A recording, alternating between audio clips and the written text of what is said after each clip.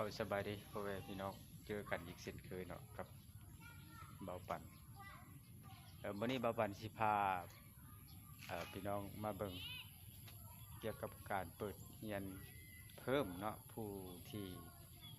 มีคะแนนต่ำมาสั่นไปผู้ที่เรียนอ่อนเนาะบ้านเฮาจัดกิจกรรมเปิดการเรียนพี่น้องไปเบิ่งเนาะ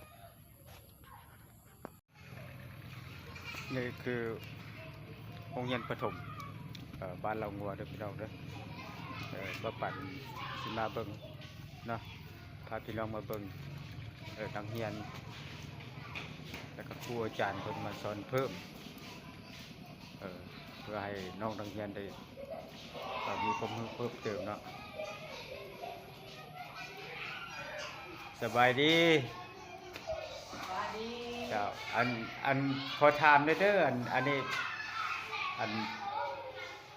เดือน8เนาะเดือน8บ่หรือเดือน7นี่เดือน7เนาะอันนี้เป็นเปิดการสอนเพิ่มบ่บำรุงบำรุงนักเรียนอ่อนในชั้นไหนเนาะป .1 หาป .4 ป .1 หาป .4 อันจำนวนคนมีจักคนนี่เห็นเพิ่มเลยป .1 แล้วมี27คนป .2 ป .3 ป .4 มีเบิดป .2 ป .3 ป .4 20คนรวมใส่กันรวมมาเรียนอยู่ห้องเดียวเจ้าอันครูเด้มีจักคนมาสอนเพิ่มมี2คนมีครู2คนมี2โดยเฉพาะเน้นนักใส่ด้านวิชาหยังเนาะศาลากับคณิตศาสตร์ศาลากับคณิตศาสตร์2วิชานี้เน้นนัก2วิชานี้เจ้าขอสั้นขออนุญาตเข้าไปเบิ่งกันหน้าห้องนักเรียนเนาะเอาไปเบิ่งนักเรียนก่อนบาดนี้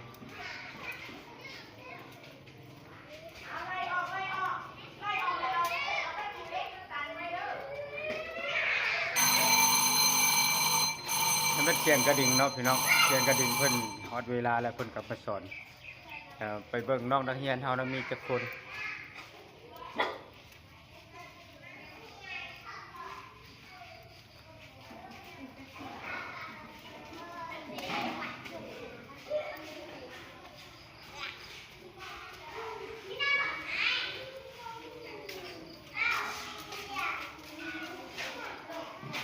สบายดีทุกๆคนมีจักคนนี่นับเบิ่งดูอันนี้ห้องหยังห้องป .1 ครูบ่ทันได้มาบ่มาละเดี๋ยวนี้พวกกันหลานๆนี่สิเรียนวิชาหยังมื้อนี้เรียนภาษาลาวโดยเฉพาะแม่นผู้ที่เรียนอ่อนบ่ได้มาเรียนเด้ตั้งใจเรียนเด้อเห็นบ่ผู้ใดเรียนเก่งสิมีทิปให้เห็นบ่ตั้งใจเรียนเรียนให้มันเก่งเสร็จให้มันได้เด้อ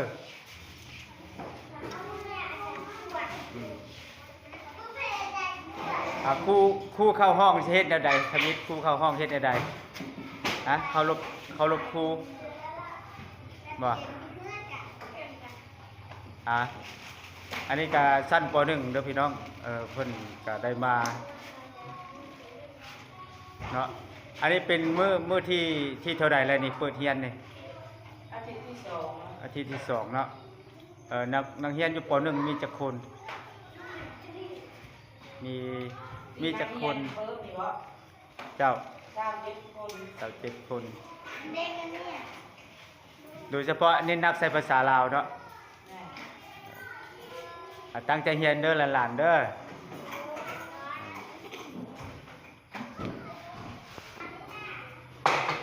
บัดนี้เข้ามาเบิ่งนักเรียนของป .2 สบายดีอันนี้ห้องหยังล่ะห้องป .2 มีนักเรียนมีจักคนมาเรียนเพิ่มนี่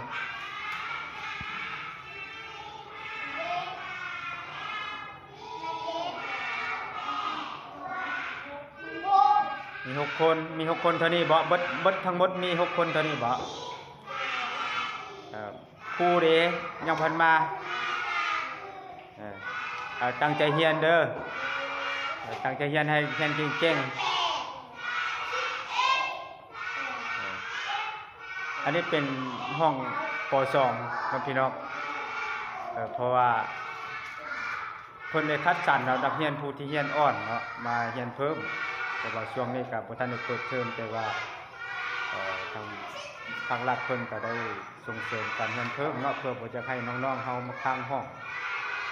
หรือว่าจะให้น้องๆเฮามีทักษะที่ดีมีความรู้ที่ดีเรียนเก่งเพื่อให้มันเพิ่มผ่านพ้นไปเนาะเพิ่มขั้นขึ้นไปเรื่อยๆจากป .2 ขึ้นป .3 ครับบัดนี้เฮาสิไปเบิ่งห้องป .3 นะพี่น้องบัดนี้เฮามาเบิ่งอันการสอนของครูห้องม .1 ครับ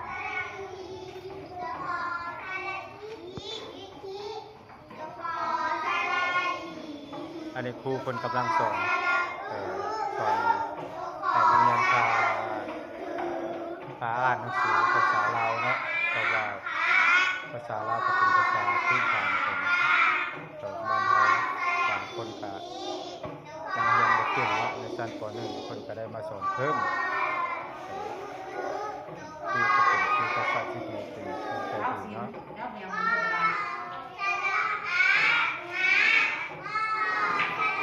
นี่ละที่เราเลย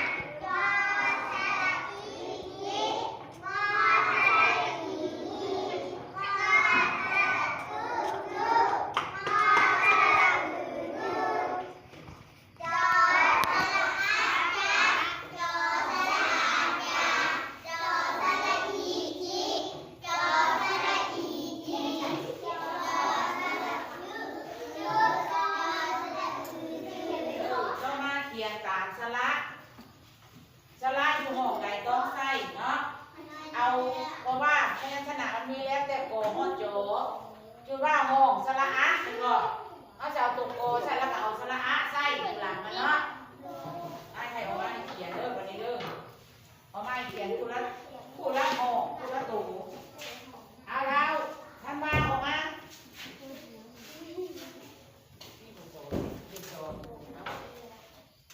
เขียนห้องสระอะใส่ตัวโกตัวใดห้องใดตัวโกเอาเขียนใส่ห้องมันสระยังใส่อ่านว่าเขียนใส่ห้องเดียวลูกห้องเดียวเขียนใส่ห้องเดียวแล้วก็จงอ่านระบบสระอะนึกว่าแล้วเขียนขบวนคุณเชยเท้าจินตะพรเขียนห้องต่อไปห้องยัง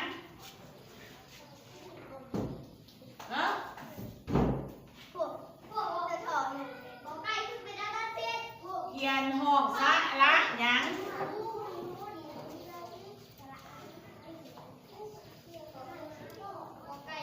เอาเขียนเขียนตัวโกเลยมันอยู่ห้องตัวโก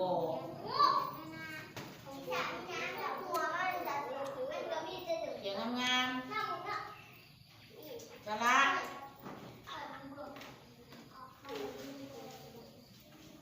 มาถึงระบบตัวโกอ่ะ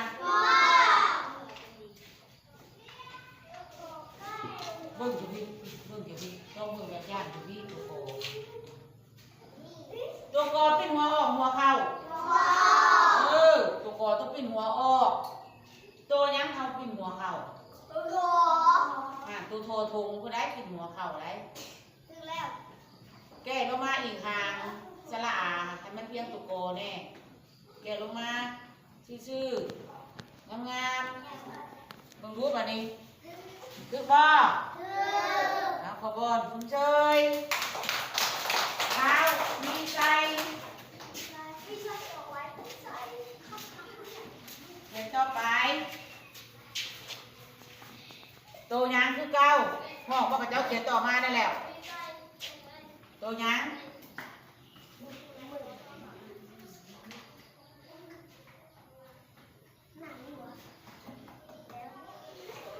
กดหัวมือซ้ายก่อน